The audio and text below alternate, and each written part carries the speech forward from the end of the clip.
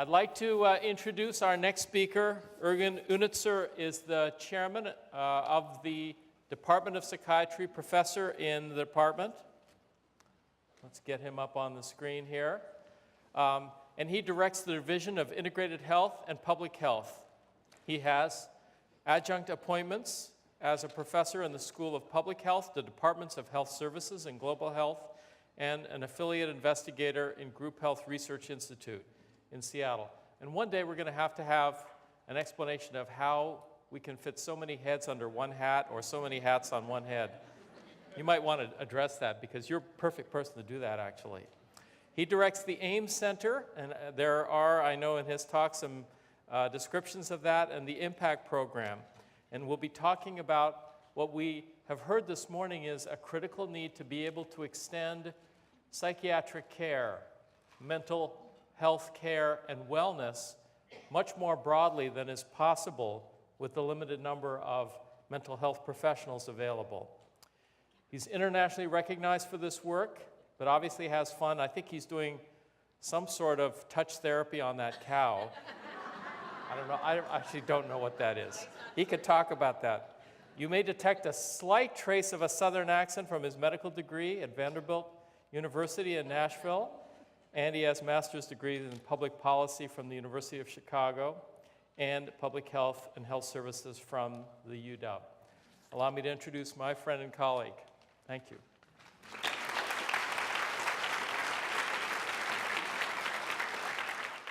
Thank you for the wonderful introduction. Thanks to all of you for coming here. It's very special for those of us in psychiatry and mental health that we get to talk at this forum. It's been a long time coming, and we're very happy to be here and talk with you about mental health. I'll give a few comments on these pictures. I grew up in, my accent is a German accent, not a Southern accent. I grew up, you probably figured this out by now. I grew up on a little dairy farm in the Alps. I still like cows, you can see that here. I was a frustrated surgeon. This surgery didn't go very well. And I like to ski, and the picture in the middle is my 3 kids and I, we go back to Europe every once in a while because I still have roots there. But I've been in this country for 30 years. My day job here is I'm the chair of the psychiatry department, and I think it's by far the best job in this organization because I get to work with people like Heidi, and Susan, and if you haven't figured out that might be super fun, then you probably missed the first half of this presentation. I also have, and by the way, when a really amazing obstetrician, gynecologist, surgeon starts talking about depression, you know as a psychiatrist that you've arrived. That's our dream, that other doctors realize that there is something above the neck. And it might be really important to pay attention to that. So that's what we're going to do now. I also have some of my staff here. They've agreed to allow me to call on them if we need patient testimonials or if you want to know what it's like to have to put up with a psychiatrist day in and day out. So now I'm going to try to see if I can get more serious. All right. So I'm going to tell you a little bit about our department. We're a very large department of psychiatry. There are 1,000 of us. So there's 1,000 faculty, clinical faculty, trainees, and staff in our department. And we practice all over the 5-state WWAMI region. And Heidi, in fact, helps supervise medical student training in some 35 sites around the WWAMI region, which is quite a task. Our mission is to improve the health of the public through clinical care and consulting to our colleagues, through research and discovery, and you've actually seen some really amazing research that Dr. Reed presented earlier, and through training the next generation of people who are going to become doctors and other kinds of healthcare professionals. And so my complete bias is, for those of you who haven't yet decided what kind of doctor you want to be, psychiatry is where it's at. Once you get a sense of what we can do for people, it's really pretty compelling. But I'm going to try to provide a little data to try to make that case a little bit more strongly, so it's more than just my opinion. I'm going to start with something early on in my career, actually before I finished medical school. I did some work at the World Health Organization in Geneva, Switzerland, and this is part of the UN, and this is a part of the UN that was created right after World War II, 1948, and when they did their charter, they had to come up with a definition of health that people from 180 some member countries could agree on. And they spent quite some time on doing this, and the definition of health that they came up with is right up here.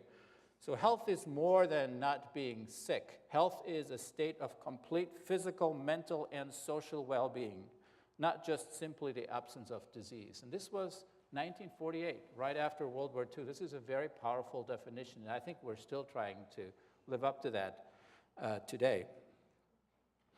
The other comment I'd like to make is that, as Heidi said, there is a neck between the head and the body, and they're actually quite connected, and you can't easily separate the mental from the physical health. And I'm going to illustrate this with one example, and I'm going to call out as I do this the name on the bottom right. Wayne Caton is my mentor here, a psychiatrist, health services researcher at the University of Washington, also the person who helped work with Susan on this study, and he's done some really beautiful work on the relationship of medical disorders and mental health disorders. And one of the examples that I'm going to call out is depression and diabetes. So depression is a very common mental health problem, and diabetes is a very common medical problem. Now, what do those two things have to do with each other? So if I'm a person who has diabetes and I develop a major depressive episode, a lot of things change. If I'm having a hard time quitting smoking, I'm going to have a much harder time quitting smoking when I get depressed. If I'm having a hard time getting off the couch and being physically active, and that's something that's incredibly important to do when you have diabetes, once I get seriously depressed, that gets much, much harder for me to do. I'm going to be more likely to be obese, to be overweight. I'm going to have a very hard time taking care of my medical needs. So when you have diabetes and it gets complicated and you're taking multiple medications and you got to give yourself insulin shots, when you get a serious depression, people say, I can't do it, it's too much. And they don't take their drugs. And guess what happens? When you don't take your drugs, then your diabetes gets worse, and it's a really, really vicious cycle. But there are other things that happen in your body. When you have diabetes and you develop a serious depression, your physiology, your actual body changes. So your insulin sensitivity goes down. Your autonomic nervous system is changed. You have a lot of inflammatory markers that are all over your body. Those are things you can measure that are making you feel bad physically. And you have high levels of cortisols. And when you run high level of cortisol for a long time, that causes you all kinds of other health problems. So these are very real physical changes that happen in your body when you're depressed. And guess what happens when that goes on? What happens is that you get your diabetes at an earlier age. You have poor symptom control because you're not taking your meds well. You've got all of these other bad things happening. You're much more functionally impaired. So now all of a sudden your diabetes is really getting in the way of the things that you want to do. Your complications that you can get from diabetes, so your microvascular and your macrovascular complications that are a consequence of diabetes happen earlier and faster. And you have a higher rate of mortality. So those are all things that depression can bring to diabetes. And the same story could be made for many other chronic medical disorders. And those things are not one-way loops. They're tightly connected. So let's say I'm a diabetic, I get depressed. All these bad things start happening to me. Guess what that does to my depression? Makes me feel more depressed. And it's a really, really vicious cycle. And so it doesn't really work well to say, it's all in the mind or it's all in the body. You really got to go after both, because if I don't treat this diabetes well, I'll never get the person less depressed. So if we don't take good care of this diabetes, I can be the best psychiatrist on earth. If people have out of control bad diabetes, it's going to be very hard for them to feel better. And the same is true in the other way. If I'm a diabetes doctor, I can do all the fancy medical things I want. If that person is seriously depressed and we can't help them with their depression, they're not going to do very well. So that's my case really to make about how tightly linked the medical and the mental are. I'm going to say a few things that I think you've already heard on the myth busting, and I'm not going to do it as nice as Heidi, because Heidi is a teacher perpetuity, and I'm not. I'm still striving to get there, but I got some facts that I'll share with you. So what is the burden of mental illness? Just as Heidi said, and she did this beautifully, having all of us stand up here on this side, 1 in 4 Americans will struggle themselves with a mental health or substance abuse problem at some point in their life. There is really no family that I've met that goes completely untouched by mental illness. Someone in your family, somebody close to your family. If you're really honest, if you look around, if you think about it, there isn't any one of us that hasn't been touched by mental illness in some way. We have a beautiful program here run by a guy named Chris Murray called the Institute for Health Metrics and Evaluation, funded by a huge Gates Foundation grant. And what they do is they go around the world and they say, what are the things in terms of health and illness that cause the most disability in the world? And this is data that they published in The Lancet about 2 years ago. And what they said is mental disorders are responsible for 25% of all disability worldwide. Depression alone, and depression is just one mental disorder, causes 10% of all health-related disability worldwide. In fact, the number of years that we lose from disability due to depression are 3 times more than diabetes, 8 times more than heart disease, and 40 times more than cancer. Now, you might say, there's no way. This guy's obviously doesn't know what he's talking about. How could it be 40 times worse than cancer in terms of how disabling it is? Here is why. So as Heidi showed you, most of us, if we have a mental health disorder, we get that very early in life. It could be in our late teens, it could be in our early 20s, and if we don't take care of that, you suffer with that for the rest of your life. You're really disabled by that, and it's a long time. And so the cumulative burden from a population health perspective over a lifespan is tremendous. Cancer is very different. Cancer, you might get a cancer when you're in your 70s, and then it's really disabling, but you might get it fixed. And once you get it fixed, say if it's a gynecological cancer, for example, you have a surgery, maybe you have to do some chemotherapy and radiation, and then you go on, and it's gone, it's out of your life. And that's very, very different. So these are very, very disabling problems. I'm going to try to make it a little bit more real. So if you're in Washington State, what does this mean to the state of Washington? Very high healthcare costs, and I'll show you a slide on that if you have depression. High rates of unemployment, much harder to get a job, to keep a job. Can you imagine going to a job interview in a tough job market and you're seriously depressed? Very hard to kind of sell yourself, right? Hard to hold on to a job. High rates of homelessness, and unfortunately, also high rates of involvement in the criminal justice system. So if we don't take good care of patients who have things like schizophrenia, they often end up in a difficult situation where they end up in trouble and they might have been in jail, where what they really should do is they should be getting good mental health care.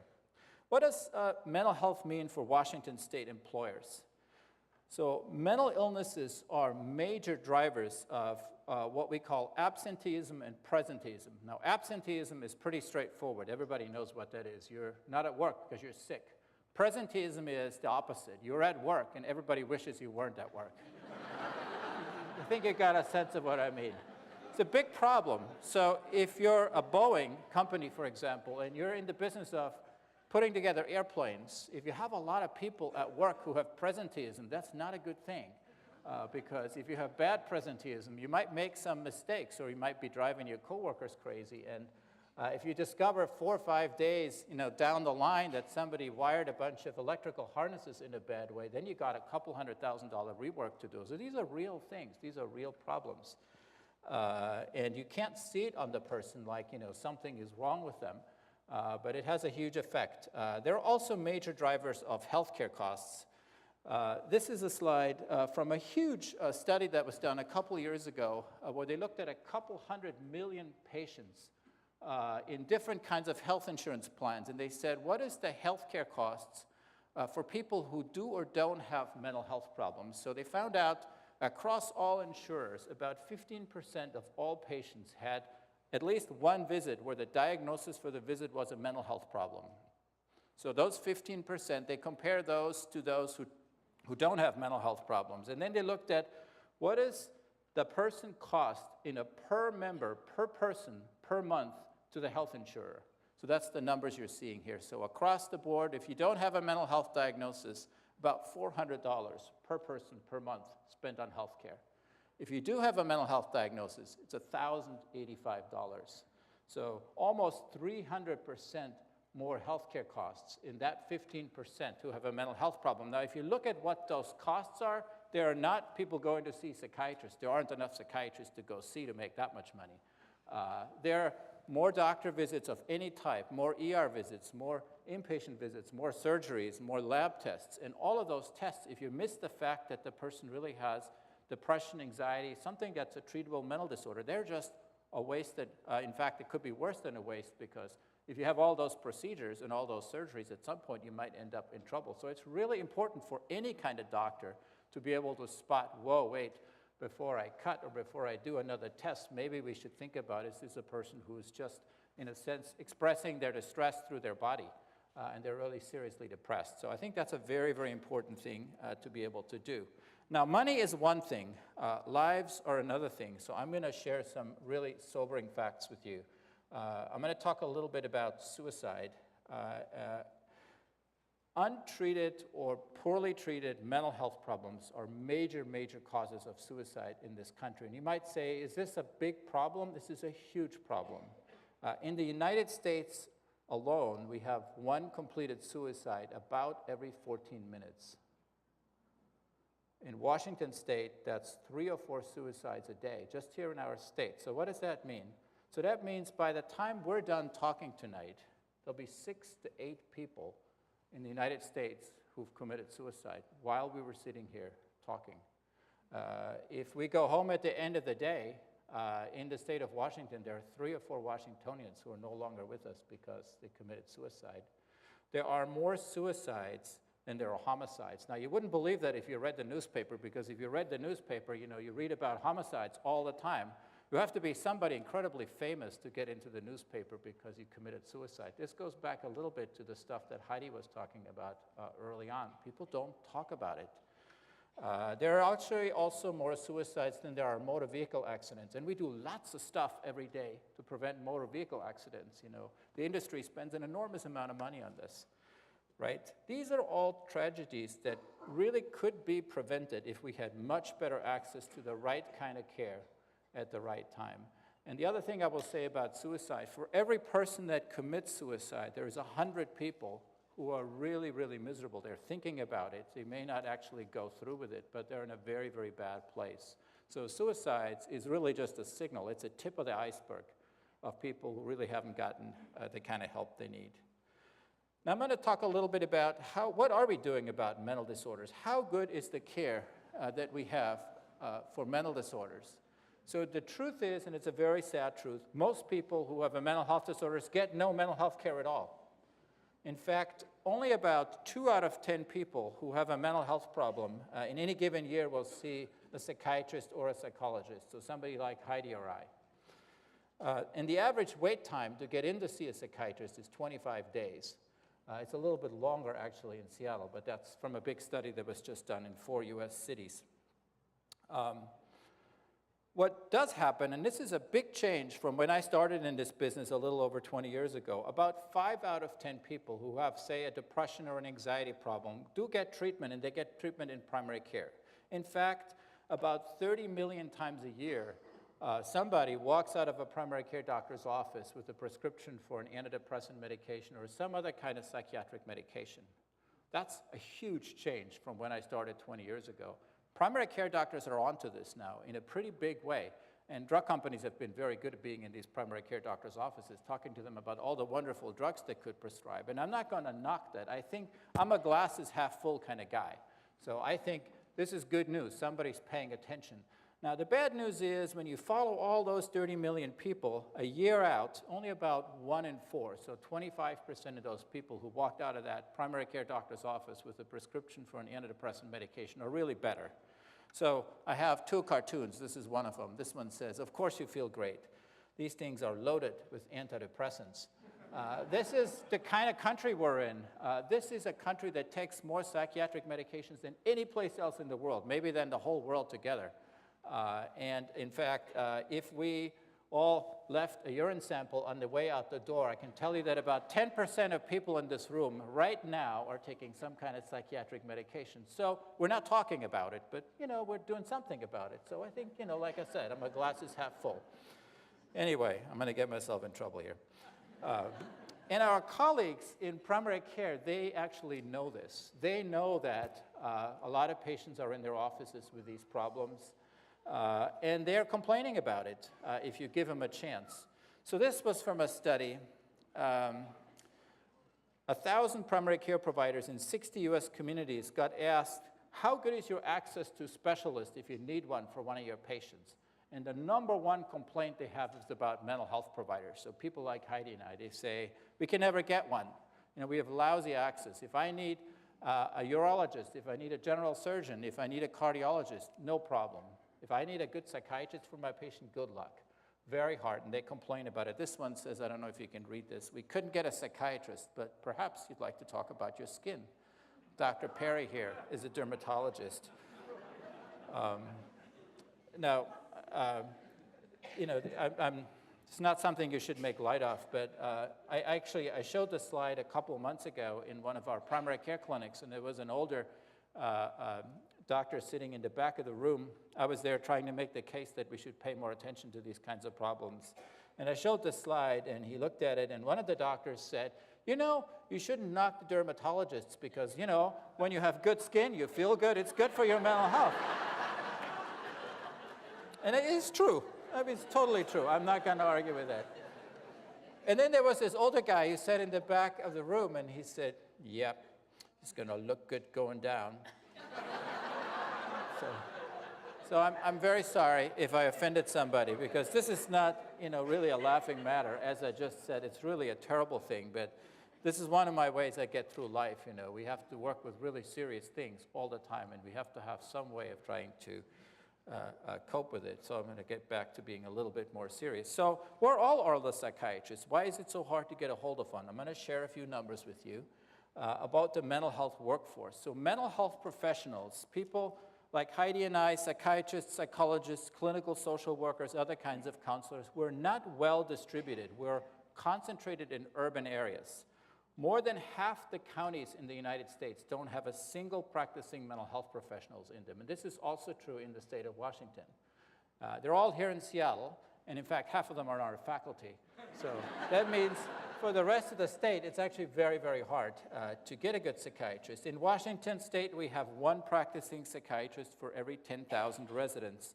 But once you get across the I-90 by Snoqualmie Pass, for the rest of the state, the eastern half of the states, is one for every 30,000.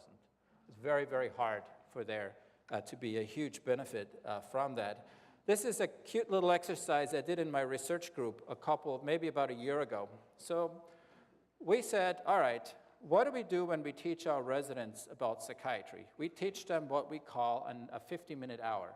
So we say, you're going to have a patient come, and you're going to have them in the office, and you're going to sit down, and you're going to have a wonderful conversation about why the patient is there, what the problems are. You're going to do an assessment, an examination, and then, you know, you're going to wrap up, you're going to make a plan, you're going to make a follow-up appointment, and that takes about 50 minutes, and then you have about 10 minutes to write a quick chart note, maybe go to the bathroom, have a cup of coffee, and then you have your next patient. So that's what we call in the business the 50-minute hour.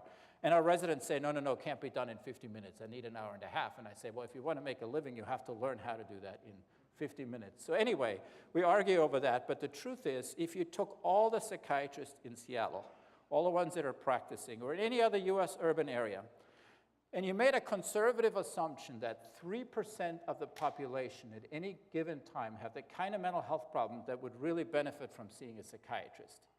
So 3%, that's a very conservative assumption. It's a lot more than that. But let's just say 3%.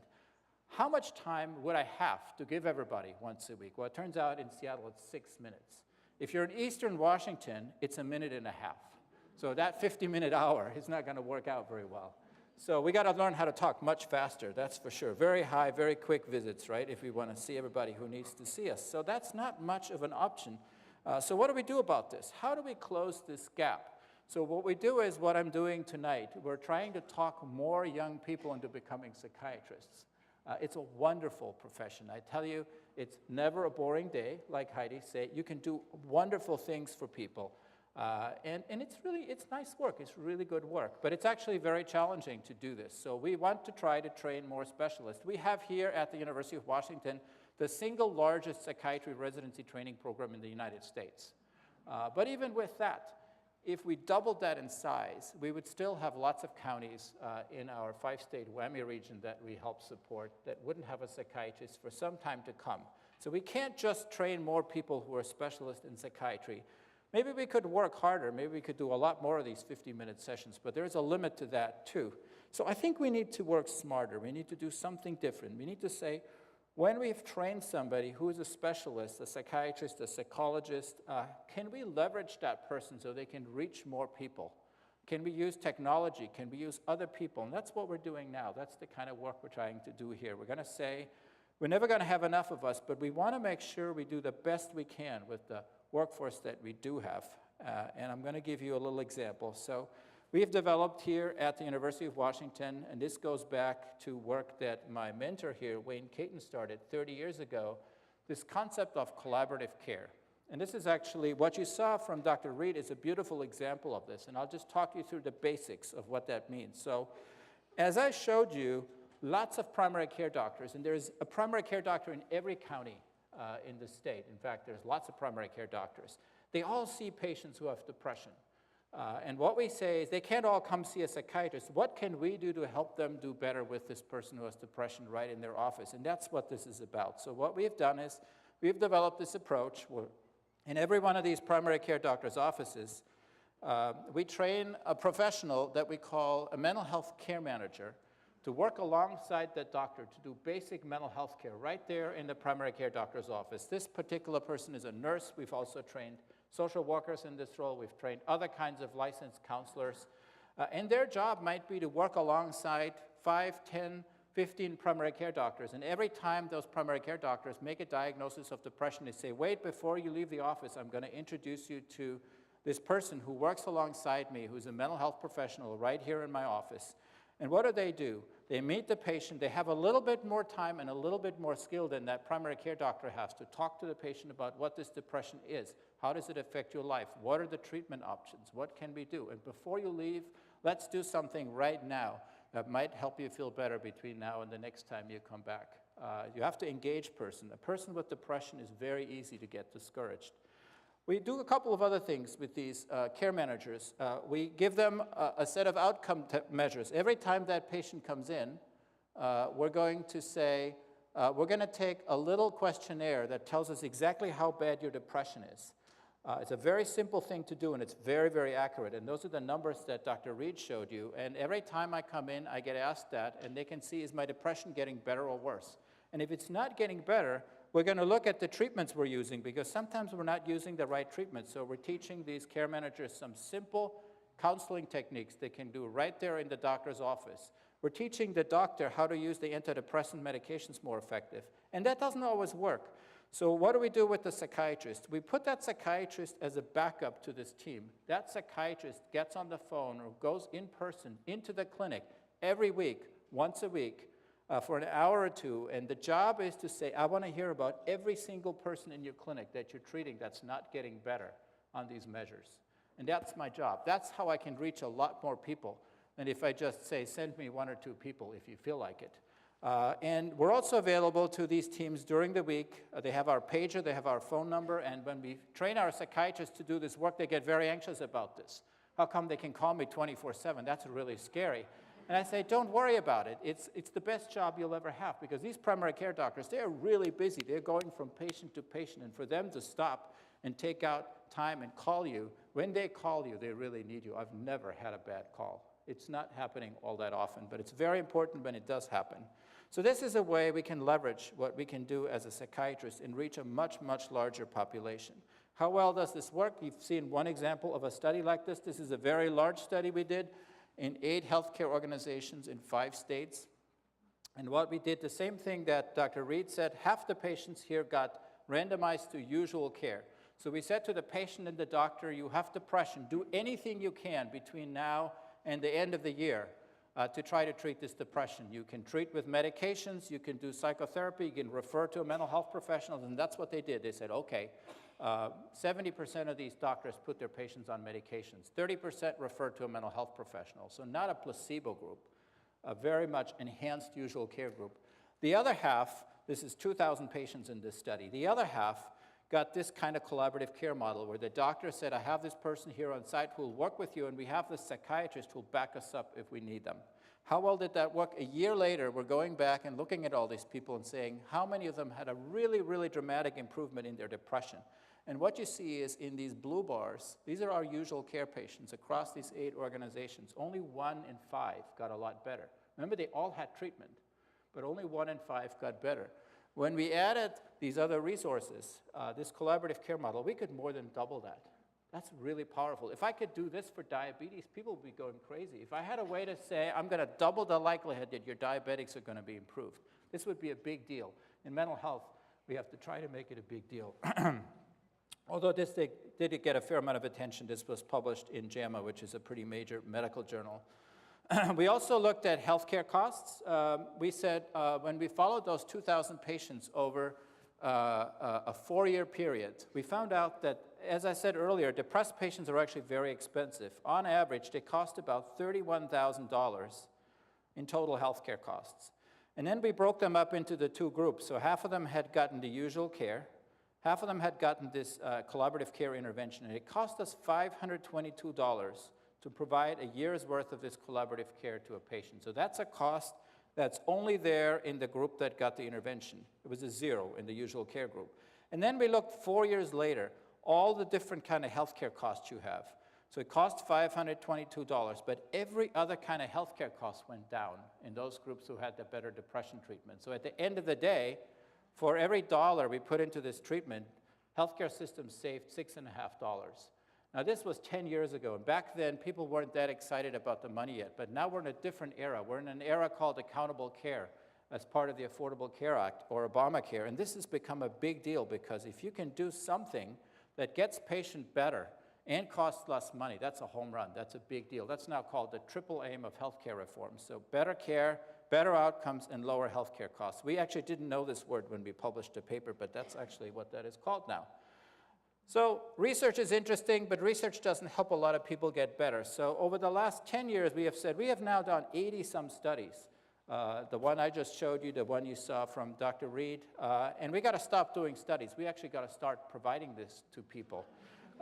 Because, you know, when you're a researcher, you get lots of positive feedback when you publish in JAMA and you get your next grant, but the truth is it doesn't really help patients yet. So what we have done, and I want to thank and acknowledge the organization I work in, UW Medicine, because it costs money to do this. Over the last, since 2008, we've systematically started to put this kind of integrated care into every one of our primary care clinics. So there are now 9 UW neighborhood clinics all over the Puget Sound region, all the way from Federal Way up to Shoreline. In every one of those clinics, we have a care manager and a consulting psychiatrist. And you can walk into any one of those clinics and get that kind of care today. It's really beautiful. This year, the American Psychiatric Association gave us an award for this program because they said, this is really amazing. This gives really nice access to people in places where they normally wouldn't think they could get help with a mental health problem. And the American Psychiatric Association, when I started doing this work 15 years ago, they were not keen on this. They said, what are you doing? You know, that's our bread and butter. You know, you're selling out. You know, you're giving away this work to these primary care doctors. You know, they're going to eat our lunch. And I said, you have no idea how much lunch there is. I said, if anything, what they'll realize is there's still some patients who are really complicated, and those are the ones that need to see Heidi and I. Those are the ones who really need to see a specialist.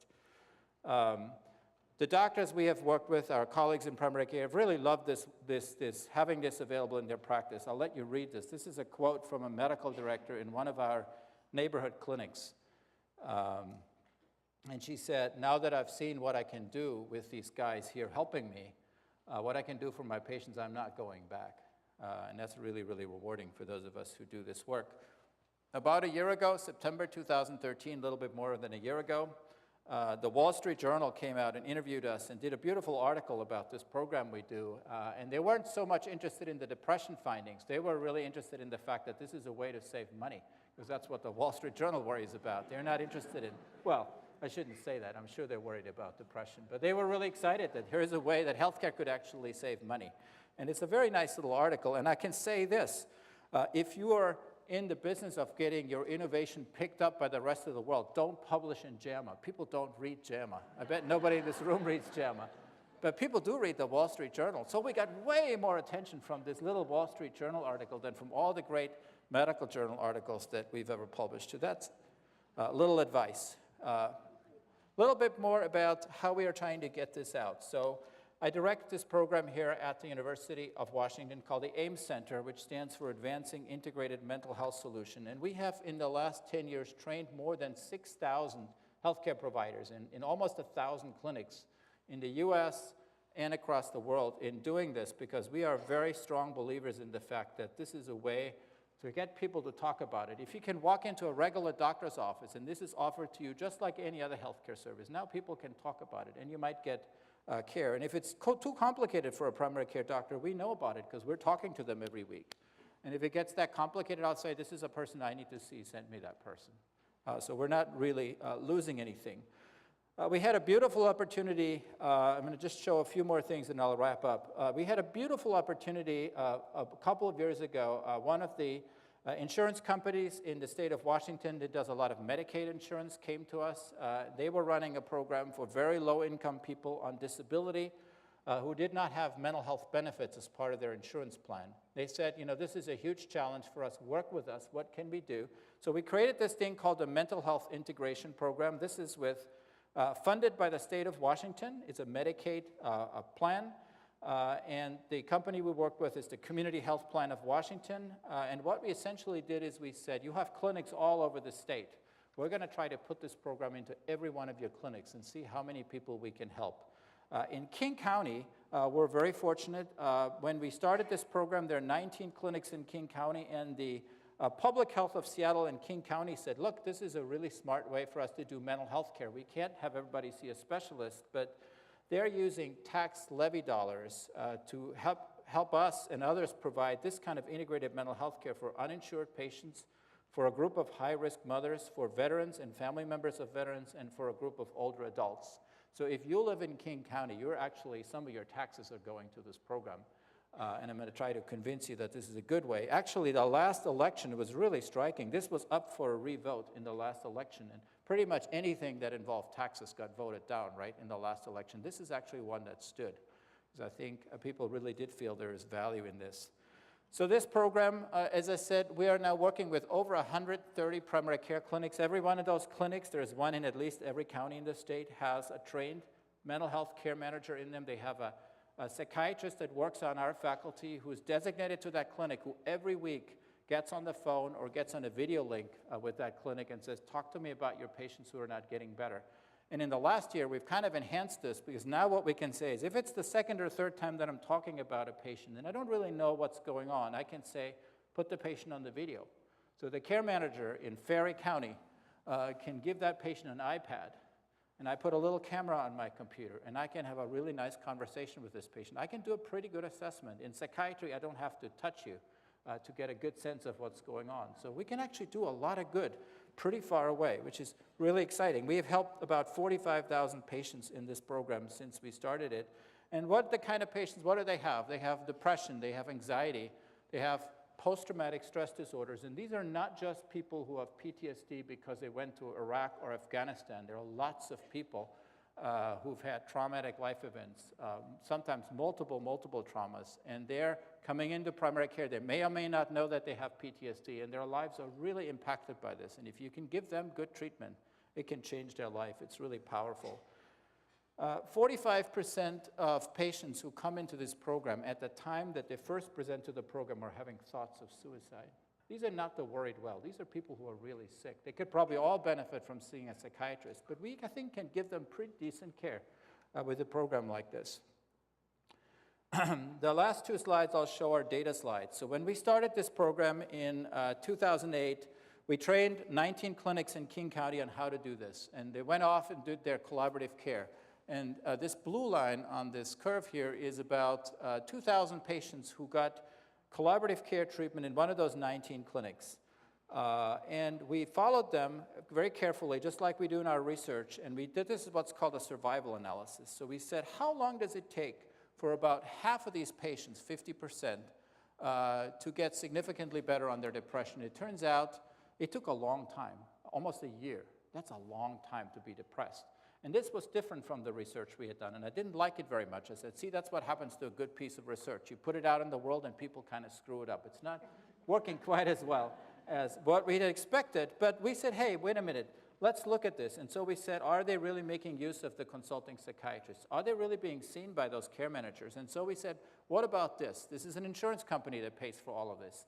And I like to think about how people think about money, so I said, what if we put 25% of the payment for these services at risk for one of two things? You either show us that the patient's depression has gotten better, or you get one of these consultations and you make a change in treatment. Because what we see now often is patient gets started on treatment, they're taking that medication and they don't get much better, but they don't want to say to their doctor, you know what, I'm not that much better, because they like their doctor, right? So they don't say much, and the doctor says, how are you feeling? You say, oh, I'm a little bit better. Like, okay, let's keep going on that medication. And what we said, that's not good enough. So we said, if that person isn't at least 50% better, 8 weeks in, we gotta have to do one of those consultations, and we're gonna change the treatment. And then, if you don't do that, you're only getting 75% of the payment. If you do that, you either show us you got the patient better, or you make these changes in treatment and you get your consultation. We're gonna give you 100%. So that's the only thing we changed, because I was kind of frustrated about how slow that response rate was. And guess what happened? That red line is 6,000 patients with depression across these clinics. Same clinics, same doctors with a different payment mechanism. We had done the same training, and look what happened. We shifted this curve way over to the left, so now it takes only 24 weeks for people with depression to get better. I told you that in King County, we have a group of high-risk moms that are getting this kind of integrated care, and it's a wonderful group of women to work with. It's a little bit like the data that Susan shared with us. And so we had the same experience there. So we had, early on, 61 moms go through this treatment, and it took about a year for half of them to get better. And we said, that's not good enough. It should be better than this. So we made a couple of changes in the program. We used that psychiatric consultation a lot more actively. We made more treatment changes. And guess what? Depression can get better. We shifted that curve with these high-risk mothers way over to the left. So now there's 592 who have gone through the program, and now it takes less than 16 weeks. If you're a mom who's seriously depressed while you're pregnant, that's a big time difference. That makes a huge difference for you, for your baby, for the rest of your family. So there are some really, really wonderful things you can do if you put your mind to it and if you do it right. So I'm going to stop showing you numbers. What we haven't done tonight, what often we can do in these kinds of meetings, is to bring a patient to tell their story. So we didn't bring a patient. I did threaten my staff to ask them to come up here and give a testimonial, but I'm not going to do that. But I'm going to show you a short 7-minute video that talks about a young man named Daniel who got this kind of collaborative care just about 2.5 miles up towards Capitol Hill in a community health center. And it talks about him and the team that treated him, and I'm going to thank him because it takes a lot of courage to be able to share that story with other people.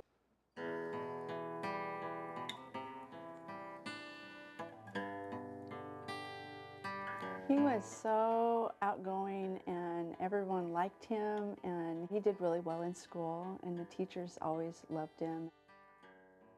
We moved to Washington from Oregon when I was 11. And then from there, it just seemed really lonely. It was hard to make friends and just seemed to kind of go down from there. I kind of noticed things happening around when he was 16. He would get really defiant when we were asking questions and wouldn't really give us direct answers and wouldn't tell us where he was. I was very guarded, and it seemed that more and more of the anxiety was coming out. I just felt kind of lost, like not really knowing what the problem was, so I didn't really know how to address it. And the worse that got, the more I was self-medicating. Every once in a while it became like every day, and every day became like all day, and then it just became harder and harder to manage, and it just seemed to snowball. And it just got darker and darker, and it was just, it didn't really seem like there was any way out, and I just felt completely buried by it.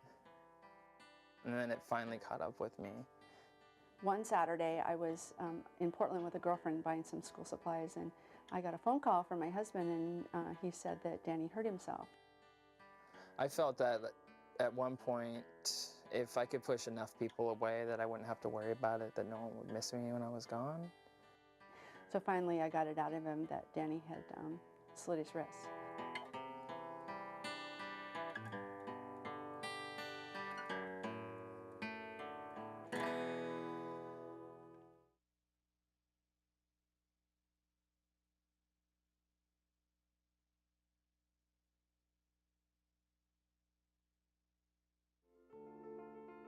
Daniel was referred to Country Doctor, a community health clinic that practices collaborative care.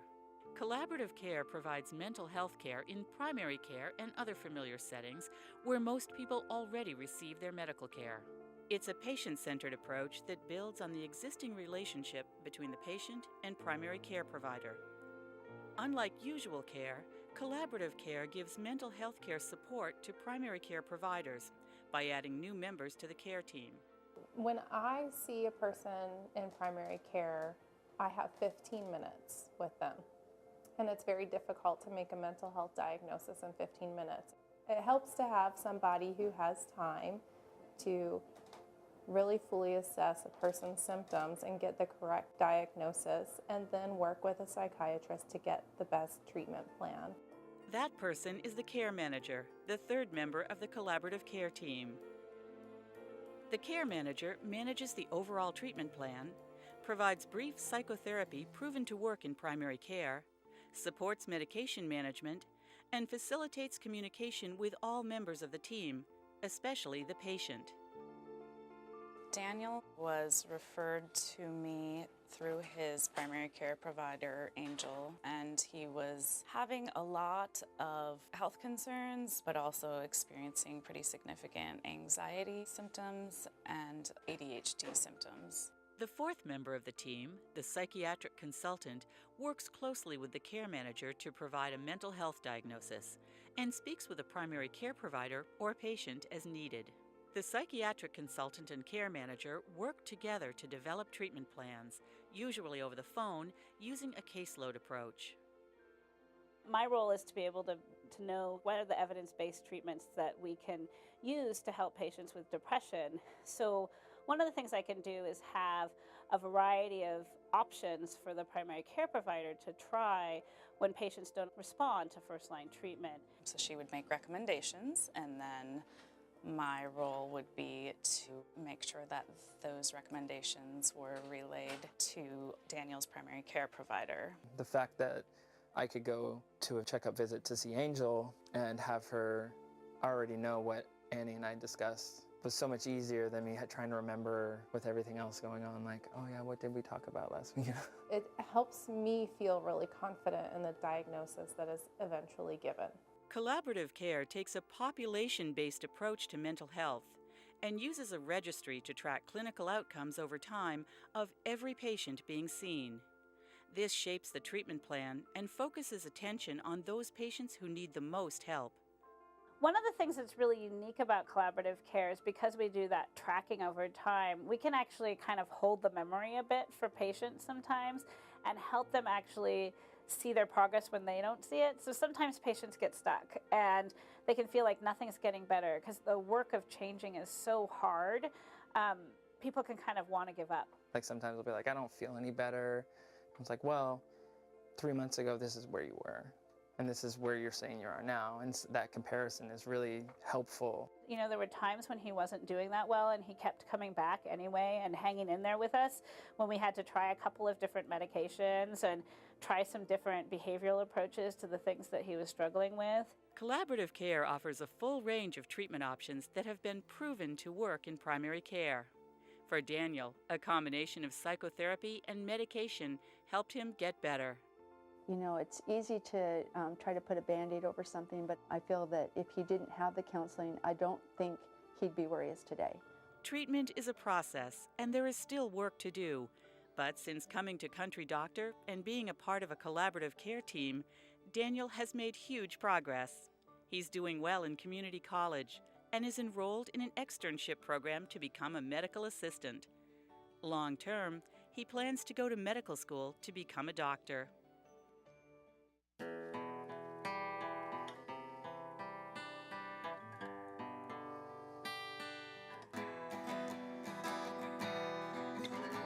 Collaborative care has been proven to be more effective than usual care in over 80 randomized clinical trials. And it achieves the triple aim of healthcare reform: lowering costs, improving clinical outcomes, and increasing patient satisfaction. It just feels like this huge thing is lifted off of all of us. He's finally become who he was supposed to be all along, and that's the neatest part.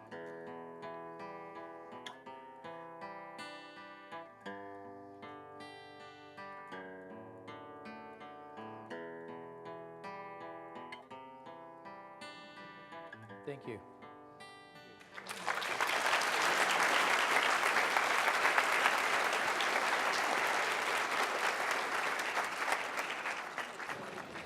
Yes, go ahead. Hi, thank you so much for tonight. I found it so informative, all of your talks. My question is personal, but I actually think it's something that relates to a lot of people. Today we hear so much about families with a family member who won't seek help. And I have an elderly or quite a bit older family member who won't seek help. And once a very wise social worker said to me that you can't force someone to get help unless they're catatonic, suicidal, or homicidal.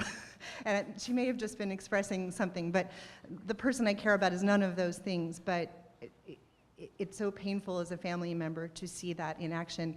What is the medical community thinking about doing in terms of empowering those primary care physicians and also the families if the people never actually get to the primary care physicians? So I'll do my best to address that and jump in, either of you. At kind of a larger level, I think you need to think about the country in which we live in. And individual rights are highly prized in this country. And so taking away someone's individual rights is something that our culture takes very, very seriously. So that there would be more restriction in people's rights, I don't see happening.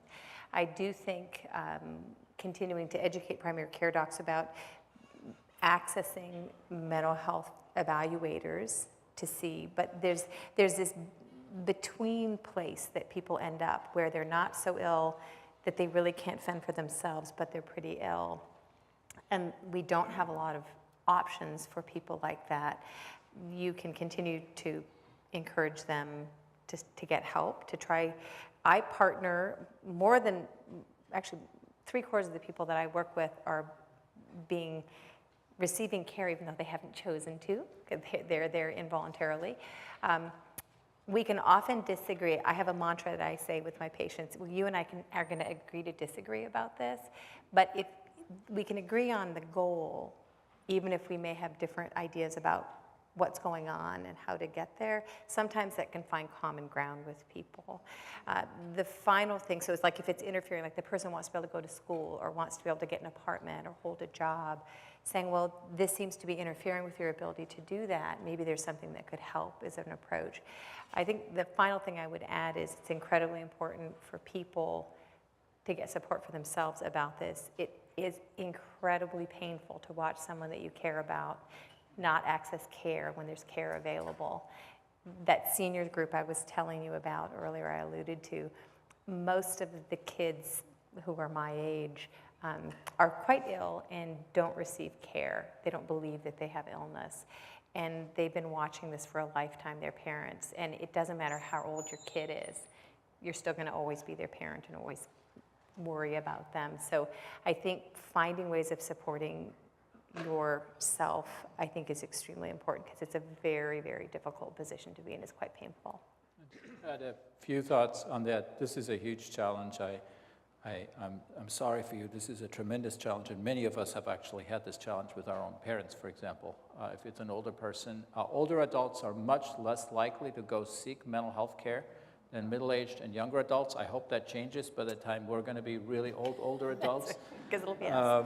But it's a huge challenge, and I'm a geriatric psychiatrist by training, so I deal with this a fair amount.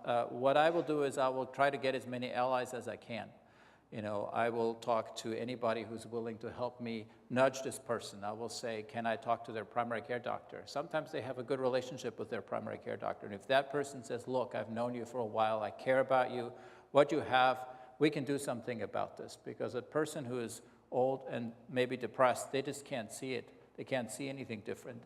You know, you talk to family members, to spouses, to children, to whoever you can talk to. And if everybody in a nice way takes a run at it, eventually people kind of can get a message. And the message is something not like you are crazy, you need to do something. The message is really, you don't have to suffer this much. You know, we can all see that you're suffering. There is something better. We can help you. Can we give it a try? Doesn't always work. It's a huge challenge. I would say that.